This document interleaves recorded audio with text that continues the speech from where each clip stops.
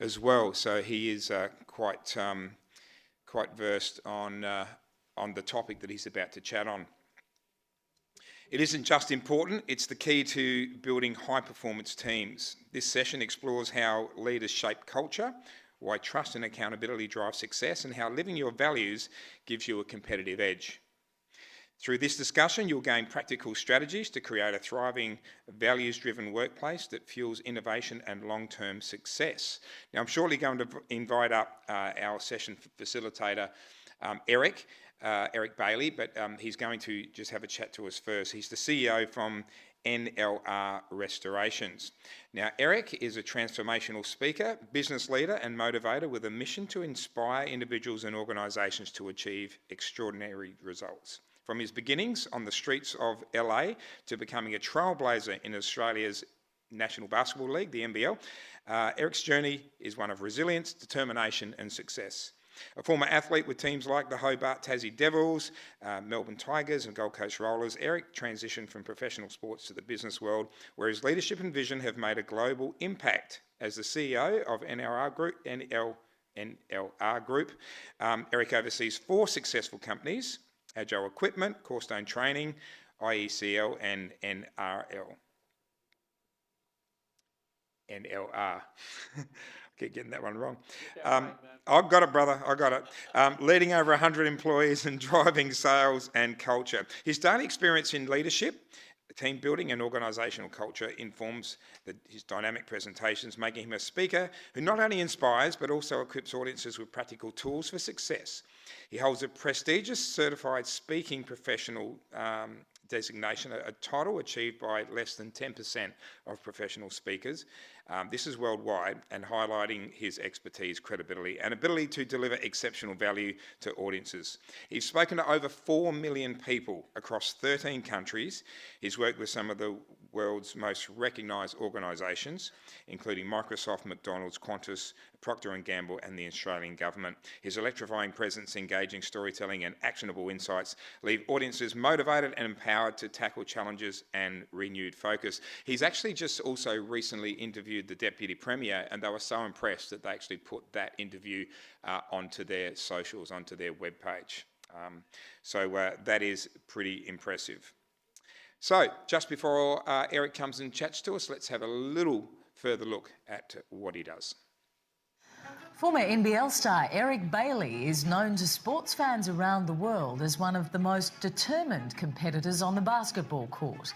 A player who carried his teams to victory against overwhelming odds, and a man who, through sheer determination, made it to the top in one of the toughest arenas. What they may not know is how close Eric came to never making it at all. In the heart of South Central Los Angeles, a child was born into poverty, adopted into a family that struggled just to get by.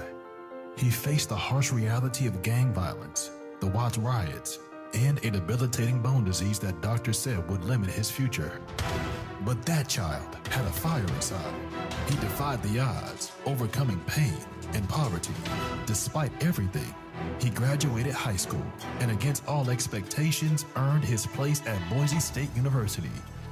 For 14 years, he played professional basketball, proving that no disease, no environment could stop him from achieving greatness. Eric Bailey went on to share stages with celebrities, thought leaders, and visionaries, traveling the globe as a motivational speaker. His voice of inspiration earned him the prestigious Certified Speaking Professional designation, an honor held by less than 10% of speakers worldwide. Today, as the CEO of the NLR Group, Eric leads with purpose and passion. His story is one of perseverance, resilience, and discovering the champion within. Discovering your championship DNA. We know about this with the data, but this man is the Ladies and gentlemen, please welcome Eric Bailey. Come on, put the hands together. Make some noise in here. Now, this building, as you know, contains a basketball court. I played on that court many times. And every time I come in this building, I walk away sad. Because every time I played on that court against the Bullets, we lost. So, but today, because I got my peeps in here, I got my NLR crew up in the house, I got George, I got Laura, I got Phoebe, I got all of you, because we're partners with all of you. Now, normally if I said partners, everybody would clap. I'm partners with all of you. So what I want to do now, because I need to generate some excitement. So I'm going to ask everyone to stand up. DJ, hit my music. Now, turn it down just a little bit.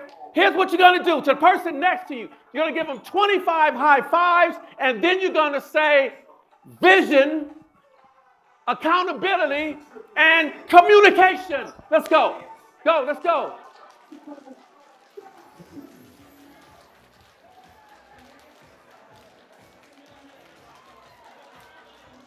$25. Come on, let's go. Hands in the air. Come on. Let's make some noise up in here. Come on, let's go. On the count of 3, I want you to scream. 1, 2, 3. One more time. 1, 2, 3. This time, 1, 2, 3. All right. Thank you very much. Please sit down. Now, look, this morning, I'm so excited. I've got a dream team of speakers who are going to come and sit up here, and I'm going to interview them, and we're going to be talking about culture. Turn to the person next to you and say culture. Now, the culture that they're going to be talking about is going to be coming from the head. Richard, you might understand this. X's and O's, the playbook. I'm not talking about that. For the next 30 minutes, I'm going to be talking about culture that comes from the heart. And my message goes to every single person in the room. I don't care what your title is. You can be board president, CEO, general manager, receptionist, sales, janitor, whatever. When you're in a team, a real team, every single person is responsible for the growth and elevation of the culture. If you expect to walk into a company and stand in there or sit in there and just wait for someone to come and say, this is how we do things here. Here's a checklist of what we need to do. And you expect to walk out with that check, your company will die. Give an example. 60 years ago,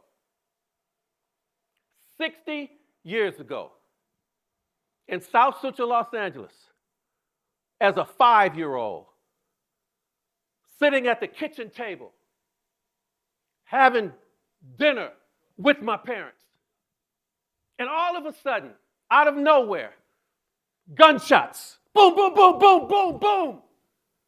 Glass everywhere. My mother, 5'2", jumped up, leaped, shielded me, body on top of me. Glass was everywhere. The episode was over. I looked at my mother and I said, Mom, what just happened?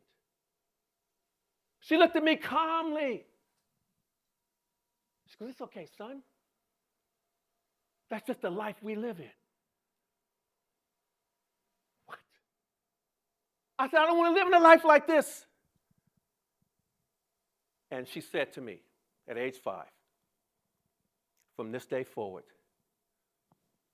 see yourself doing something amazing. She taught me about vision at age 5. She taught me about sawing my future. You see, what our problem is, what our troubles are, is that too many of us, we rely on every day what we see. We see television, we see YouTube, we see social media, we see, and we think that what we see right here, right now, is all that we can ever become. That's it. So we live our life in fear. We're waiting for difficult conversations so you could run away. What my mother taught me was that, son, life's not fair. Good things happen to every single person on the planet, but you have to wait for your time, and when it comes, celebrate that. All of us in this room,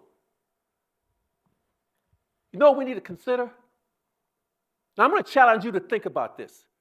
And I want you to be serious with yourself. You want to have a good culture? Then ask yourself this question. Is your attitude contagious? Is your attitude contagious? Let me break that down. So you go to your job in your office and you walk in and there's someone sitting there like this and you go, oh no.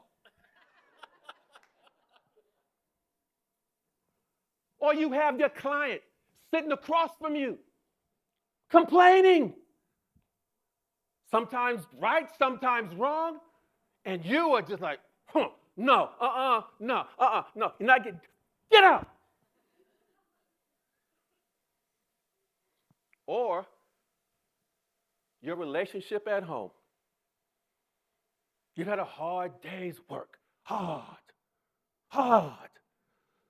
Emails, meetings after meetings. And you go home and you're thinking to yourself, oh, I'm just going to chill out. And here comes honey. Here comes Boo. See, Boo had some tough times at home, at work too. Boo had some tough times with the kids. And trying to talk, and you just zone out because you don't want to hear it. Culture. Culture starts with vision. I want you to do me a favor. Real quickly, right now. I want you to think about 3, 4, 5, 6, 10 years from now. I want you to saw yourself doing the impossible. Saw yourself creating something magical. Saw yourself designing something. I want you to saw yourself at the top of your game. Because if you walk out of here and all you're doing is just seeing, oh, tomorrow, another problem.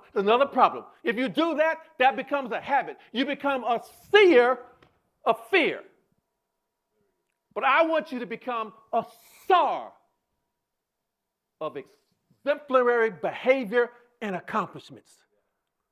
Because that kid that you saw on that video at 5 years of age, the culture in my home was my mother saying to me every day, son, you do your part. You do your part. You don't do drugs. You don't join a gang. You don't chase the so-called friends. You go to class. You get an education. You let me, your mother, you let me take care of the other things. I'll worry about your food. I'll worry about your clothes. I'll be a great strata manager for you, son. I'll do the heavy lifting for you. I will. But remember, son, I'm going to have some tough days, but I'm not giving up on you. That's what we do. You know why I like this partnership so much? It's because us at NLR, we provide a service to people who have been affected by mold, fire, water damage. But when we go there, we're not thinking just about that. We're thinking about how can we revive your hope and get your life back on track. That's what we do. And my team will tell you on Wednesday mornings, 6:30 a.m., they're in the boardroom and we're having a chit-chat. And my chit-chat is about affecting the heart, because I know they're going to execute the skills. Culture starts having the heart. My attitude, contagious at work. Sometimes too contagious. For some reason, I've given some people a license to pull me aside. Hey, I want to talk. And they talk, he's like, whoa, don't you know I'm the CEO? I can get you up out of here right now. You better slow your roll. But we have that kind of relationship. Well, I want to hear what they're feeling. So I made it. I made it out of South Central Los Angeles because I worked hard. Because I saw myself playing professional basketball. I saw myself one day going to college. And even though I had a bone disease in my knees, I had a hole in my lung, I had nerve damage in my eyes, I just kept sawing it in my sleep. I had to hold myself accountable. How many push-ups did you do yesterday? How many sit-ups did you do? How many times did you go to the library? How many plates of vegetables did you eat? What did you actually do to elevate yourself so that you could one day make a difference?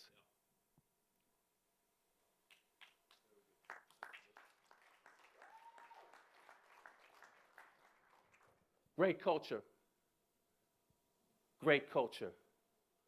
is when you walk into your office, you have your team meetings. At the end of it, people walking out feeling like I'm a part of something bigger than myself. After graduating and leaving college in 1982, I thought I was ready. I'd done all the hard work. I was at practice before everybody got there. I was at practice after everybody got there. Why? Because I had been conditioned to know that I had to do more if I wanted to be more. Here I was in the biggest game of my life against the Los Angeles Lakers. Anybody heard of a guy by the name of Irvin Magic Johnson? Hands, have you heard of Irvin Magic Johnson? 6'9" point guard. I'm only 6'6". Don't you laugh because you're only 5 foot. And in this game, I thought if I could just show up and show out, I'd have a longevity in the NBA. Culture in the team was okay, but you know what? I gave it all. And then the communication breakdown with me and the coach. Before the game, he walks over to me and says, "You're the worst player in the team. You're not playing tonight." I said, "Coach, but I've done this, I've done this, I've done this." He said, "I don't care." He said, "You're not that good." I go into the locker room, and I'm sitting there, and I'm going, wow, okay, I'm not going to play. Where would your mindset go? Would it be to what you're seeing now, or would it go to what you've already saw? And what I'd already saw years and years and years ago was I was going to get my chance playing against the best player in the world, whoever that is, and I was going to win. I'd already saw it. So I sat on that bench, and I tried hard to ignore that I'm not playing tonight. And then at halftime, we go in the locker room. Our team is losing. The coach comes over and he goes, "Okay, we've lost this game. It's over." He said, "Okay, who wants to play? The worst players on our team, you can play." And I'm thinking, wait a minute, you just told me I was the worst. So obviously you're telling me that I can play right now. But on the other team was Irvin Magic Johnson. He's got 30 points, 19 rebounds, 10 assists. He's amazing. Oh, no, you know what? Maybe I should pack this in and wait for the next game. Newsflash. You want to have a good culture? You want your team to respond at the highest level? Then you as a leader, you can never, repeat after me, never. Say never. Never. Never turn down an opportunity to win. You can't do it. Because if they see you turning down the opportunity, what are they going to do? Remember, this is hard stuff right now. This is how I feel. And I sat there saying to myself, oh, you know what? Okay, look, I'll play. And just as I'm getting ready to walk on the court, I look down the other end, and Magic Johnson, he doesn't care. He's got 30 points. He's walking around. He's signing autographs, kissing babies. Photographers were taking pictures, and he was like. So I thought to myself, what better way? What better way for me to set some culture standards right now? Show my team. Show my team I'm not afraid. I walked down to the other end and stood right next to him and looked up and said, hey, Magic, how you doing? He looked at me and he said, who are you? I said, I'm the man who's going to destroy you. He says, you're an idiot. I said, I know. Can I have your autograph, please? There was a method to my madness, George. Got the autograph, went back to the bench, gave it to the manager and says, right, okay, for the next 2 quarters, me and Magic, we going one on one on one. Don't ask me how. But with 1 minute left to go in the game, we were only down by 1 point. I had 17 points in the second half. Thank you. It was incredible. My team, even the guys who don't play, they were like, wow, you're great. I said, I know. Coach calls a timeout with 1 minute left. He brings everybody over and he goes, right, great job. You did a great job. You did a great job. You did a great job. You did a great job. And he looked at me and said, you just got lucky. Hey, culture. Remain positive. I said, Coach, I'm only doing what you have taught me to do. Thinking that will soften his heart. He says, you're coming out of the game. I'm going to put somebody else who can make the last shot.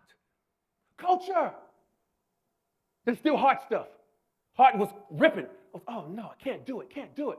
And then one of the guys on the team walked over to the coach and said, Coach, I heard what you want to happen right now, but if Eric doesn't play, none of us will play. So I looked at the coach and goes, yeah, we'll go home. He said, you can go in the game. He says, don't shoot the ball. Don't touch the ball. Don't go near the ball. I said, what you want me to do? He said, pass the ball in, stand in the corner, and do nothing. I walked on the court. We're going to take the ball out on the side. Just before I threw the ball in, and just when I was going to walk to the side and do nothing, I had a flashback.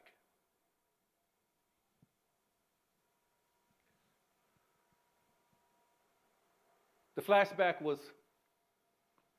at age 3. At age 3, I was in a facility for kids who didn't want to be kept by their parents. See, the day that I was born, my parents heard the news that potentially I would never walk. I'd never be normal like the other kids. So my parents decided that I wasn't worth fighting for. You see, they had no vision, no accountability, and their communication to me was, we just quit on you. My initial culture that I was born into wasn't very good. But in this facility, when I was 3 years of age, those 2 people you saw on the slide, Joe and Mary, they walked into the facility. They saw a little kid sitting in a chair with braces on his knees and a patch over his eye. And they walked over and said, hey, little fella, we want to adopt a child. How would you like to come home with us?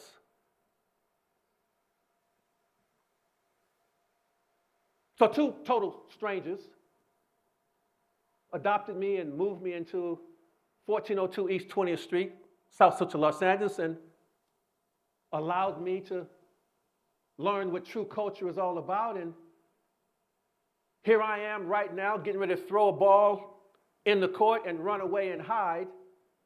When I've got two people who are living still in 1402 East 20th Street who may be watching this game on TV and probably will question me when they say, hey, why didn't you play the last minute of the game? Why did you tap out? Son, how would you have felt if we would have tapped out on you? We didn't raise you to quit. I know times get tough. I know they can be hard. But at the end of the day, we only got one life here. And we've all been blessed. And we've got gifts and we got talents. And I think our number one gift and talent that we all have is our ability every single day to make the lives of other people around us better. You can't do that by quitting. You can't do that by walking away. You can't do that by having negative conversations. You can't do that by making a decision about somebody before you've actually talked to them.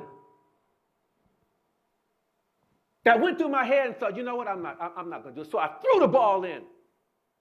I ran toward where the action was. 30 seconds left. Magic Johnson, he saw me running. He knew I had been amazing. He knew I wanted the ball. So what did he do? He hit me with an elbow. Boom! Even back then, young George, I was 6'6", 219 pounds, chiseled stone. I didn't have biceps like yours. I had boulders, pow. My brother, you need some serious work right now. You know that, don't you? I knew I needed this ball, but he had hurt me. And I got up and looked at the clock. It was only 20 seconds left. And I thought, you know what, you got to keep going. Because, hey, when we're leaders, we're building culture. When you're down on one knee, when the world is against you, legislation, clients, sales figures, staffing. That's not the time to quit. That's the time to elevate. Because if you can get through that, you're sending a signal and a message to everybody else around you. Is that you got it.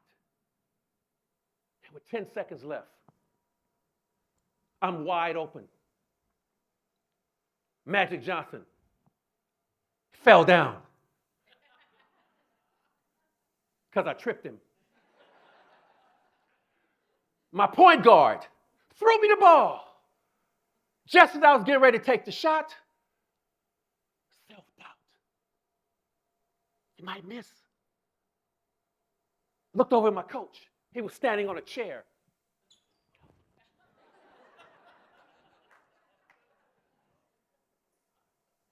I'll be honest with you. I failed the test. I threw the ball back to the point guard. And it was like, I don't have to mess this up. But he was an idiot. He threw it back to me. Then he ran away. Because he knew that was my strength. It wasn't his strength to shoot from that far out. When you got good culture, really good culture, you put people in positions that they are stronger in than you. And then you trust them to get the job done. If you are trying to hold on to everybody else's strengths, micromanage, looking over their shoulder, coming home at night, oh, I got to change that. Oh, that was disgusting. Oh, not sleeping at night because you're worried about somebody else, then guess what? Your culture isn't living up to where it should be.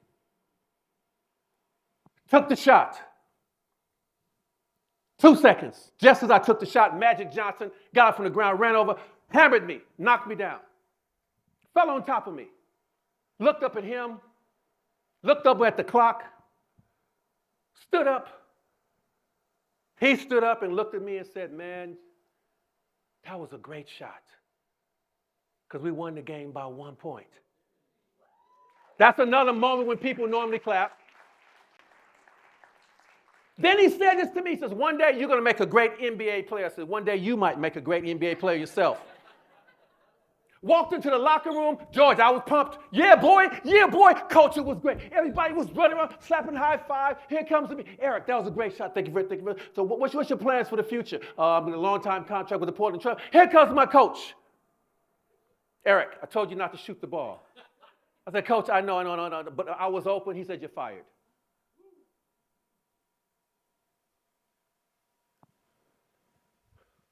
One NBA game. Played the best game of my life. I'm terminated. Try out for 5 other NBA teams. Didn't make any of them. But, silver lining. In that stadium, there was one person in that stadium who thought that I was pretty special. He gave me a call 3 weeks later. Good day, mate, how you going? I said, I'm not your mate, so I hung up. He said, I saw you play the other night. He said, you're fantastic. How would you like to come to the greatest state in the greatest country in the world and play professional basketball? I said, where is that? He said, Hobart, Tasmania, Australia. I said, what's so great about Hobart, Tasmania, Australia? He says, mate, you're going to love this. It's exactly like Hawaii. He said, you can work on your tan all year round. You're going to be the first import to play in Tasmania in the NBL. How does that sound?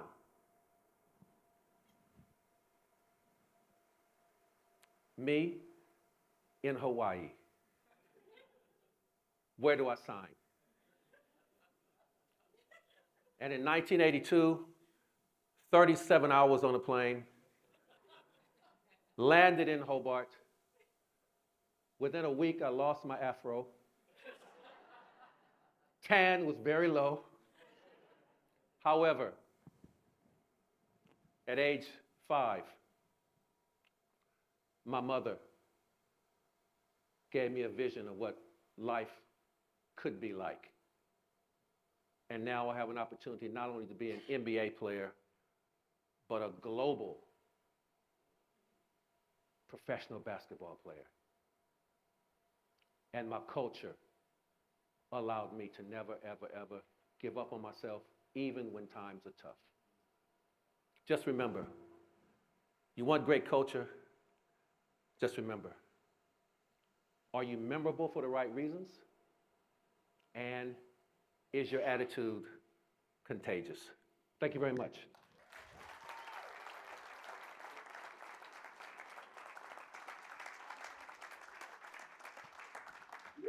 Eric Bailey, ladies and gentlemen, once again, keep it going. What a great story. What a great presenter.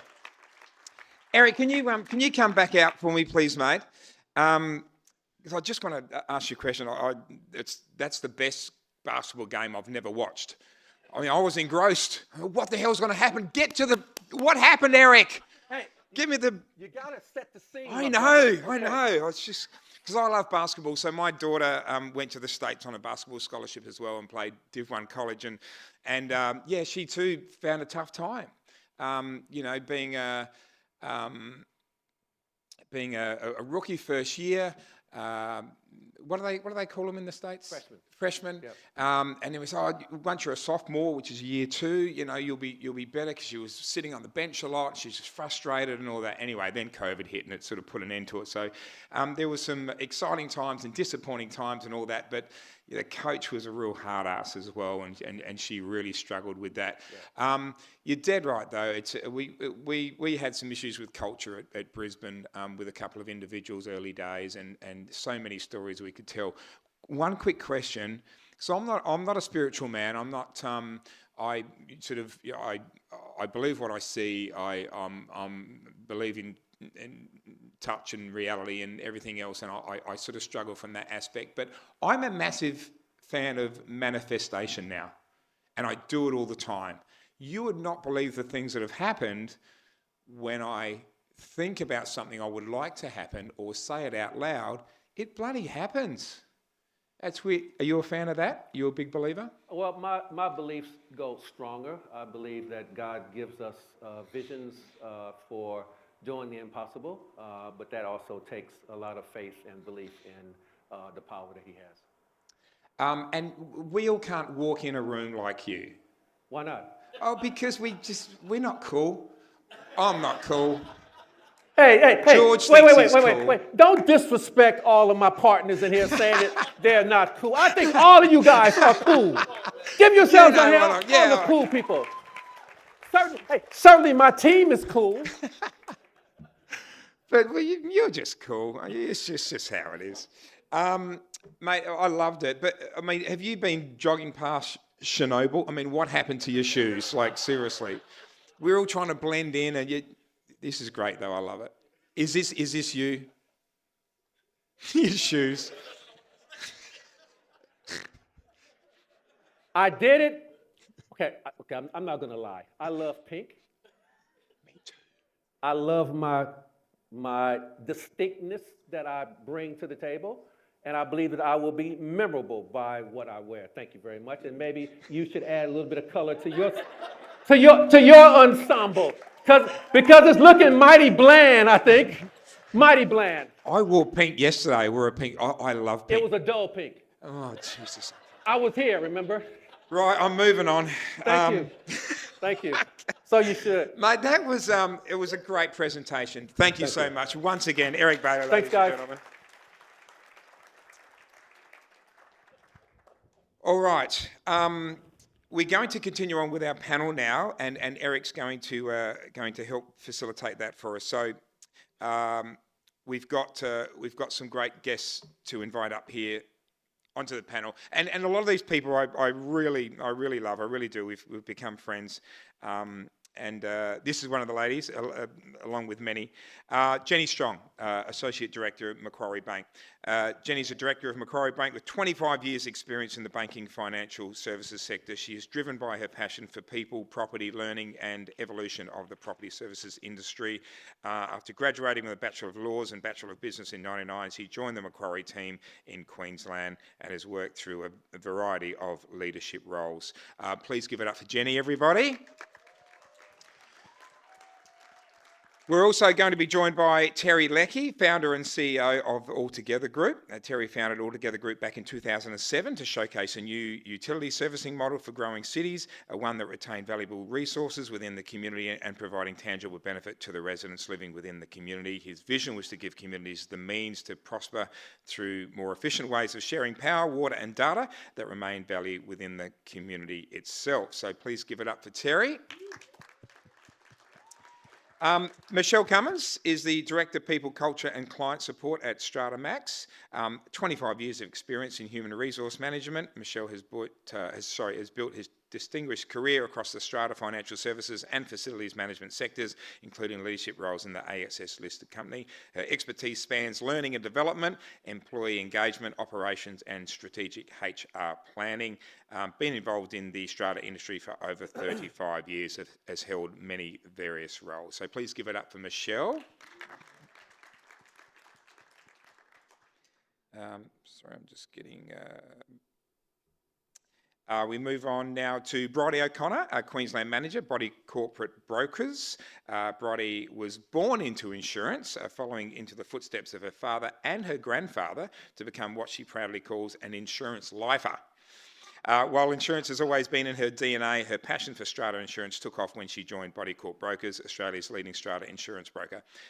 Leading BCB Queensland, Brodie knows insurance is just one part of strata management, but it shouldn't be the hardest. She's dedicated to making it simpler, ensuring it supports rather than complicates the already demanding job of being a strata manager. So give it up for Brodie, everybody. And last but not least, Brendan Pittman from Grace Lawyers. A leader dedicated to fostering growth and excellence, Brendan is a partner at Grace Lawyers, specialising in strata litigation and dispute resolution. Brendan has a methodical and educative approach to legal and management challenges. He consistently delivers practical solutions to complex problems, demonstrating a keen ability to lead and navigate both legal and strategic business challenges. Over his career, he's attained a number of tertiary qualifications, including Master of Laws, Bachelor of Laws, Bachelor of Business Management, and Graduate Diploma of Legal Practice. So much in common we have. It's unbelievable. Brendan is committed, legal professional focused on mentorship and knowledge sharing. So we look forward to our panellists, ladies and gentlemen. Please give it up for them. And Eric is going to facilitate this one for us. Over to you guys.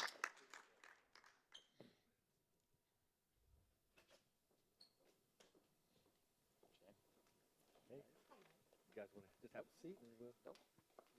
Hey, how you doing,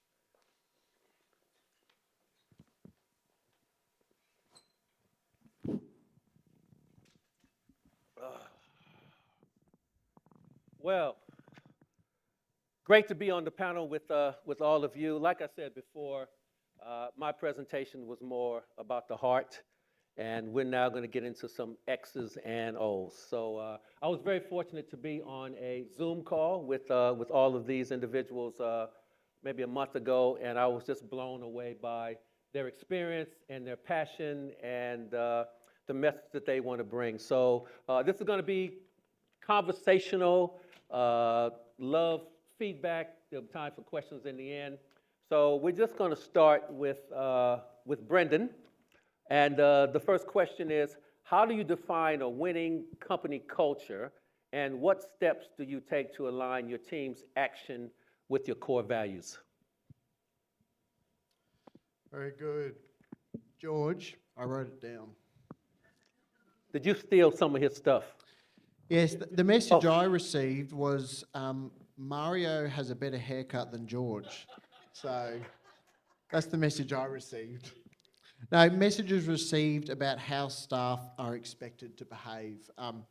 I think we've heard a fair bit about culture and company culture from yourself and others, but I think focusing on the winning company culture, to me, all of us in various organisations will have what is a winning culture will be different to each of us. I think for me, a winning company culture is a culture that accurately reflects or expresses our values. And so what that really comes down to is, well, what are our values? Values, I love the Mark Twain quote. I didn't have time to write a short letter, so I wrote a long one instead. And how many of our organisations will have some long policy, some long procedure, a big long handbook, employee handbook, but what really are those values? Are they action words? An example I have, I think, that might relate to managers particularly is boldness. If that's a value that the body corporate management organisation has, well, I think all those after-hours meetings that people have, the brilliant 8 p.m. meetings that could have finished at 6 p.m, but they keep on going because the chairperson has some views.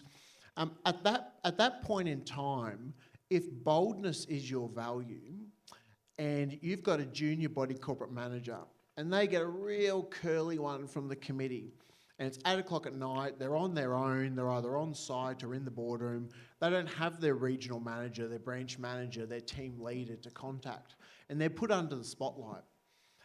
It's not a life and death scenario, but if you've got boldness as a value, then does that manager at 8 o'clock on a Tuesday night, are they going to have the boldness to answer that question as best they can? Or are they going to go, oh, I'm going to have to talk to my regional manager tomorrow and just sort of not take the basketball shot in the end? So, look, actions that we can take to align what we do with our core values, I think it's been hit home of recognition. We're quick to ask and slow to think. And the second you start recognising and appreciating behaviour that you're seeing that's consistent with your values, I think that's really when you're going to foster that culture. I'm actually really interested, I know you're the one that asks the questions and we give the answers, but when you lost all those times to the Brisbane Bullets... why do we have to talk about the Brisbane Bullets? I'd be really interested to hear, what was the culture like? Because when we talk about a winning culture, that doesn't mean you always need to win. Correct. But it's just that the attitude, the culture needs to be winning. What was the culture like? when you were losing? When we were losing, the culture was, it was fear-based. The owners, the coaches, and the media to a certain degree basically spread fear within the team about who needs to be fired or who needs to sit on the bench. And there was so much pressure from above that the head coach didn't have all of the authority to make the decisions. So when we talk about a winning culture, it's like the ownership or the owners of the business, once you select your CEO or your GM, you need to be saying, okay, I'm trusting you to bring the best out of our team and out of our players, and therefore giving the players a sense of, okay, if my coach believes in me, the organization believes in me, then maybe even if I don't do my best job, at least I'm still accepted. That was the reason why the Gold Coast Rollers never made a playoffs, because that was the culture on the Gold Coast. The last thought I'd sort of share is typically value documents, culture documents, they sit in a top drawer and don't really get used. One way that I've sort of thought to get those into the hearts of our staff and employees is to include it in your recruitment process, in your onboarding process, include it in your monthly one-on-ones, include that rhetoric in performance reviews, just include it everywhere. Yep. And as you include it everywhere, it becomes a living document, and there's so many touch points, and it will start to permeate into the office. Thank you, thank you. Just before we get to the next question, Michelle, when Brendan was talking, when we started talking about bold, I saw your eyes sort of prick up. Would you like to expand a little bit on that, being bold in an organization for culture? I love culture, but first I just want to say I'm forever known as a cool person now because Eric said we're a cool bunch. Me too. So, like, Yes, you are. life is made. Yeah, bold's really important to me, like being authentic, being your true self, being able to turn up to work and not have to worry about fear of making a mistake, that you have to hide a mistake, that you can really turn up, be who you are, whether that's bold or whether you're an introvert, but having the ability to be authentic is just so important because authenticity brings innovation, it creates the culture, it permeates down to clients, and you have so much fulfillment, and people then are so engaged in your business that they're helping drive your business. Like we say at Maxsoft, we bleed teal, and we want people who bleed teal. You know, that's our colour altogether group. Hey, just saying. But so the boldness for me is important. Don't be afraid to say what you want to say. Have an idea and bring that forward. Fantastic, fantastic. Okay, our next question goes to Bridie. How do you ensure culture remains a priority during periods of rapid growth or change? Thanks, Eric. Look, I think recruiters often spend a lot of time looking for top talent, and that's a great strategy. But there's that saying: it's talent gets you to the starting line, but it's culture that gets you to the finishing line together. Right. Yep. Right? And so I look at it and go, I'm looking to surround myself with the people who believe in what I'm trying to achieve. The people who want to come on the journey with me, be part of something great. And, I think through that, it starts to build this culture of engagement. It's people happy to kind of go through the good and the bad with you. And culture's contagious, right? But so's negativity. Yep. So shut that down and focus on the culture, because whilst it's a vibe, if you're not actively supporting it, you're leaving it to chance. And, as businesses evolve, as we, look at change through implementation of new systems or acquisition or bringing on new clients, we need our people to believe in what we're trying to do and what we're trying to achieve. And so I think, all day, every day, pick will over skill. Find the people who want to be there, because there's a lot of people, and I think as organisations and as leaders, we have people who are in our business because they feel like they've got nowhere else to go, and they're quite toxic to your culture. you know, when they don't want to be there. Once they start, it's a bit of bandwagon mentality. Yep. So, you know, find your tribe. That's actually, for me, how you start building the right culture. And I think, you know, once you're there, it then, you know, it grows and it manifests. And you can get through anything, change, BAU, you know, whatever it might be. But yeah, so I think for me, we'll overskill any day of the week. Okay. So- Hey, listen, I don't know about you, but I'm gaining valuable information from talking to these people on the panel. And you sitting in your seats, please, please, please, if you hear something that resonates with you, that you can take back, you jot some notes down, whether it be mental or on your phone, because this is the type of thing that conferences lack. I've been doing this for over 30 years, and it's very rare that I actually see a group of people who are talking about a topic that can make a business, to help an organization grow, but they're talking with passion. It's not just like words, so I really do appreciate that. So just leaning, sure you can. Sorry, Michelle. It's sorry, Bridie. So culture, it's interesting. So it takes its own form, and you get your group, your tight core who emit it. Do you find though that you do have to consciously invest in culture? Right? It's continuous, because it can run away on you a little bit, and it can go down alleyways that you go, oh, hold on, that's not so good. And so it is about how do you keep bringing it back to the culture, the core that you want. Have you experienced? Because you were talking about sometimes you get people who don't want to be there, for example, or you get some behaviours that don't quite, you know, align with your culture. How have you dealt with those in the past? Yeah, look, I'm not afraid of those, those hard conversations and difficult conversations with people. And Michelle and I were talking about it earlier. You know, you've got to be able to call it out, right? And I think, you know, like negativity needs a friend, right? Negative people look for other people to buy into what they're not happy with, right?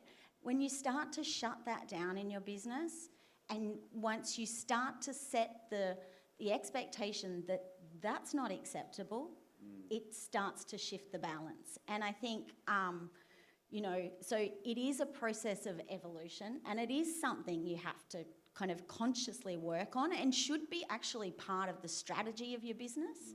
But I don't think that there's any kind of, you know, it's not a set and forget type thing. And and it could be different, like, what I'm looking for could be very different to what you're looking for, right? But it's a constant vibe check, right? How do people feel on the busiest day? How do people feel when it's not the greatest week? You know, how are they showing up? But also importantly, how are you showing up? Like, how are we showing up? Lead by example. So, may I jump in there too? Go, Jen. Because just listening to the words that you're using, Bridie, we, us, our, there's no I and me. And I think the real trick with culture is making sure that everybody participates in driving culture. It's not just a leader's job. And we have a saying within our own team at Macquarie in Queensland that culture is everyone's business. It is absolutely everyone's business. And let me follow up with the second question. How does it feel to be part of Team Queensland at Macquarie? How does that feel? Because if you get the feeling right, it is self-fulfilling. And as we're having this great conversation, you know, there's strategies that each of us use in our own business. I think there's no perfect formula, but the tips and tricks we're picking up along the way are really healthy. And I'll tell you another one. I picked this up from you, Eric. Humour. Humour is absolutely important, because you have good days and you have bad days. I think you might have embellished a little bit of your story, I don't know. But we all had a laugh. We all had a laugh. Don't let the truth get in the way of a good story. You stay in your lane, Elmo. Elmo. I told him that. So Elmo at Macquarie, enough. Let's move on. I love that. I knew I'd hear that today. Okay, so we are up to you, and your question is, can you share an example where culture triumphed over talent, and how accountability plays a role in sustaining a strong culture? Thank you. You're welcome. I'm going to share a lived experience at Macquarie. Now, let me start, because So Macquarie bankers in the room, this is not to say you're not talented. We know you're talented, so let's start with that.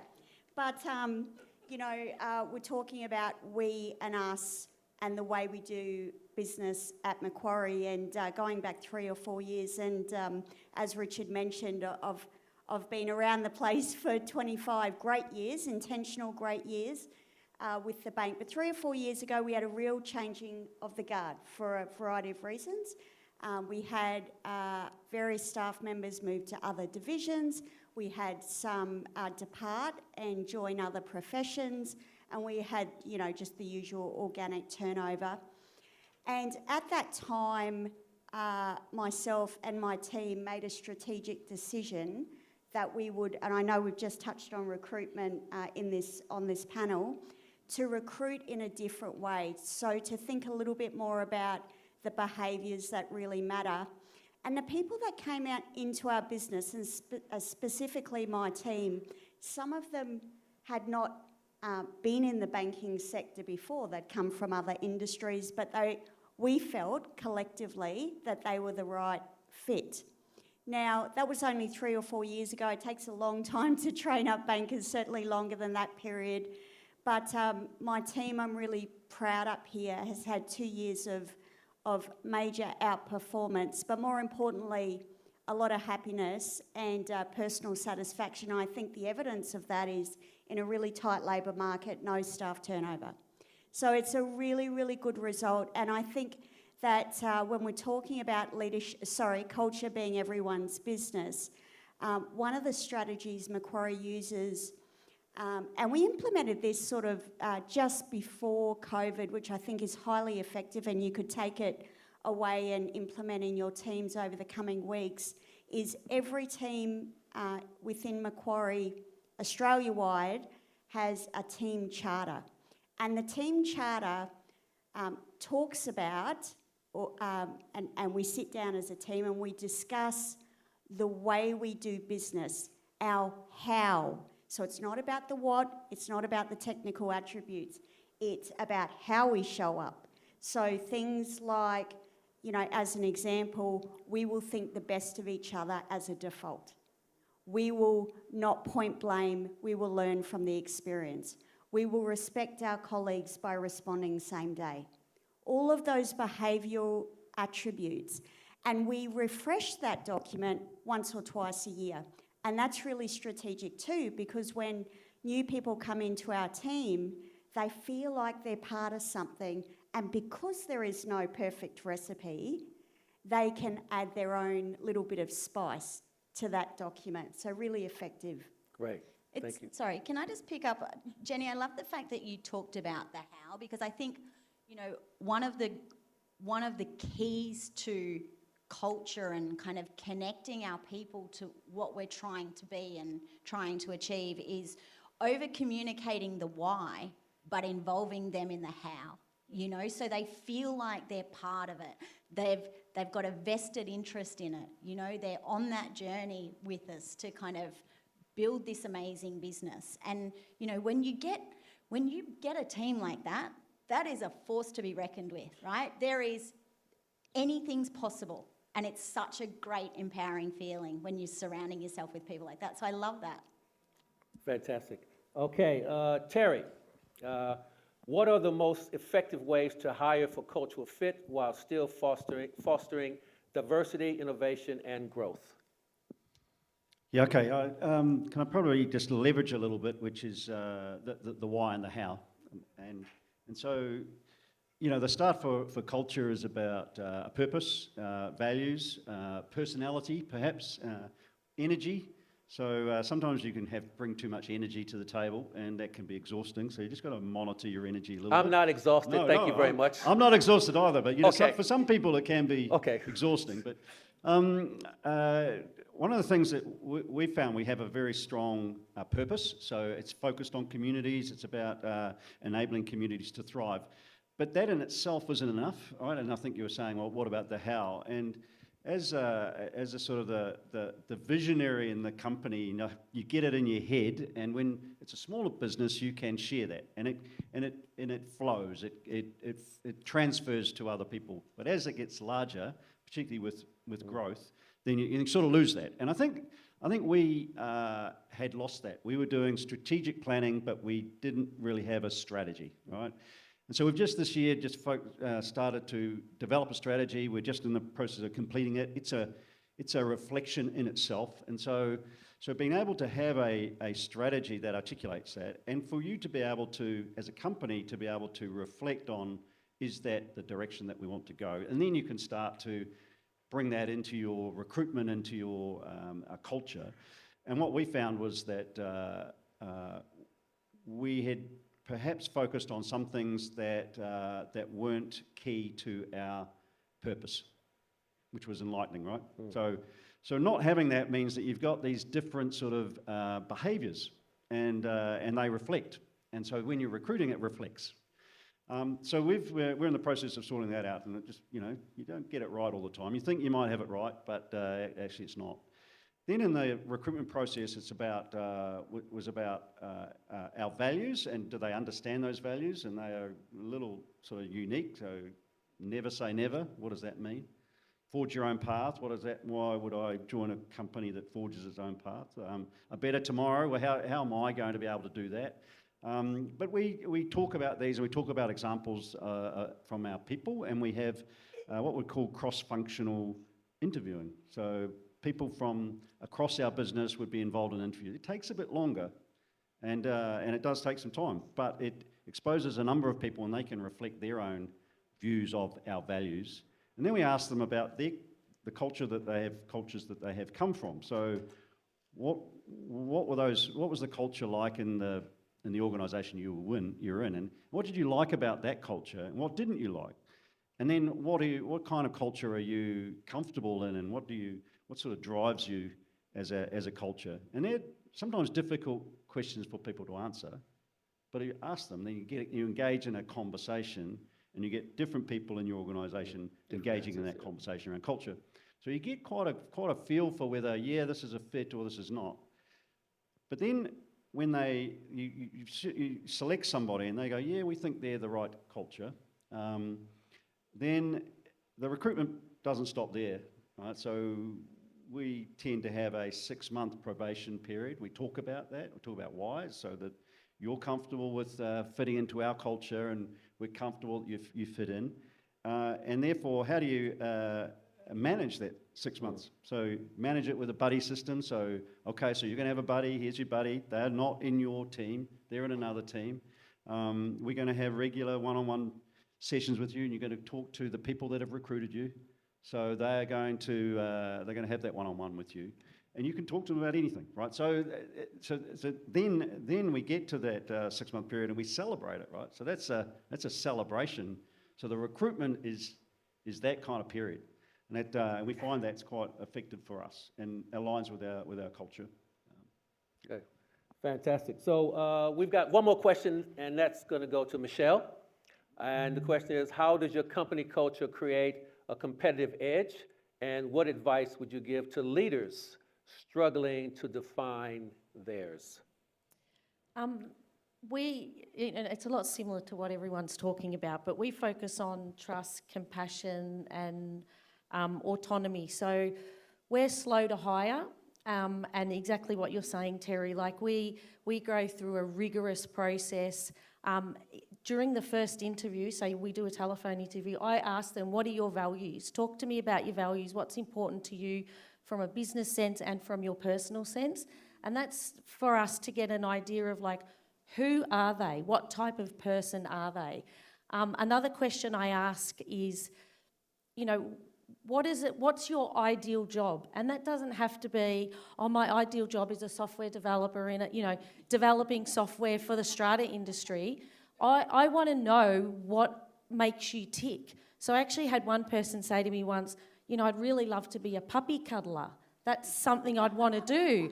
And I'm like, oh, this girl's great. You know, she's got compassion. She's honest, and that's what we're looking for. So when we hire people, we have a really flat structure. So we want people to come in, we have complete trust, and we want you to be autonomous in your role. So we remove all the fluff. Like, it's really easy to get your job done. I remember when I started, I read all the policies and I went into Dorian and I thought, gee, you know, I'm a HR person, so I better prove my worth. And I said, I've read the policies and I've got these really good ideas. And he said, Michelle, don't overcomplicate it. Everything is working here, don't overcomplicate it. And I really loved that, because we do just clear the air for people to get on, be innovative, creative, and that in turn directly goes down to our clients. But our clients see the benefit of it. They see that we can get things done quickly, we're agile, and it just directly goes to them. I also think when I recruit, my view is we're a family business, right? So I'm thinking, I'm letting someone in who's going to sit at our kitchen table and break bread with us. And I need to know that I can trust them, that I can respect them, that they're going to do what we as a family do. So it's just really important to get that. And if it takes 7 interviews, it takes 7 interviews.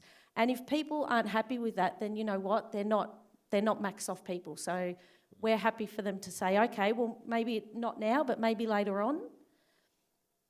And from a competitive advantage, I think, for me giving advice to people, when I got this invitation, I went, I better go and brush up on my culture. So I, read Cotter and I went back through all my uni books and it's like, I better, And then I started reflecting on the companies I'd been at. And if there was one thing I could say about culture is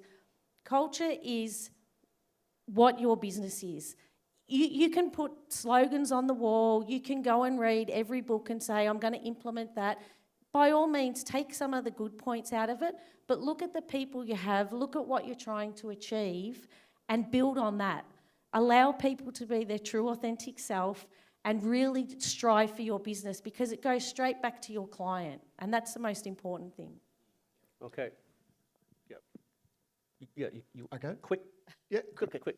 Yep. Go.